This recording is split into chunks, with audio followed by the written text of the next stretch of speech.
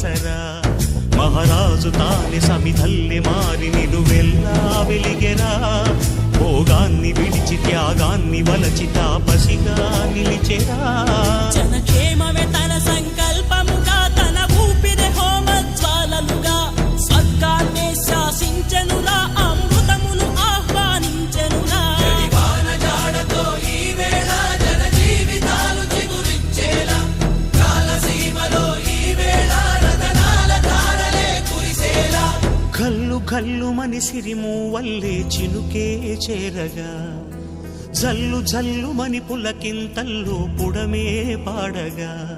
హరివిల్లు ఎత్తి కరిమబ్బు వాన బాణాలే వేయని నిలువెల్ల మంచు వడగళ్ళు తాకి కడగళ్ళే తీరని